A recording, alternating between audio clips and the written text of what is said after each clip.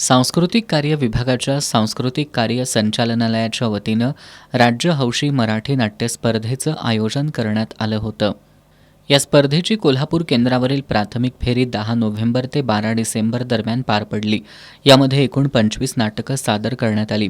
याचा निकाल सांस्कृतिक कार्य संचालक बिभीषण चौरे यांनी जाहीर केला. यामध्ये कोल्हापूर केंद्रातून फिनिक्स क्रिएशन कोल्हापूर या संस्थेच्या वसुभूमी या नाटकानं प्रथम पारितोषिक पटकावलं.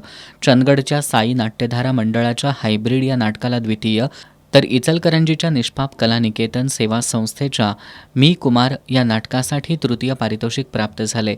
या तिन्ही नाटकांची अंतिम फेरीसाठी निवड करण्यात आली आहे. दिग्दर्शन गटात सुद्धा याच नाटकांनी बाजी मारली. प्रथम पारितोषिक वसुभूमी नाटकाचे दिग्दर्शक संजय मोहिते, हायब्रिड नाटकाचे दिग्दर्शक परसू गावडे यांना दुसरे, तर मी कुमार नाटकाचे दिग्दर्शक अभिजित फाटक यांनी तिसरं पारितोषिक पटकावलं. दिग्दर्शनासह प्रकाश योजना, नेपथ्य, रंगभूषा, संगीत दिग्दर्शन, वेशभूषा, उत्कृष्ट अभिनय आदी गटात पारितोषिकं जाहीर करण्यात आली आहेत. या स्पर्धेसाठी परीक्षक म्हणून मुकुंद हिंगणे, गजानन कराळे आणि प्रतिभा पाटील यांनी काम पाहिलं, तर संपूर्ण संयोजनाची जबाबदारी प्रशांत जोशी यांनी पाहिली.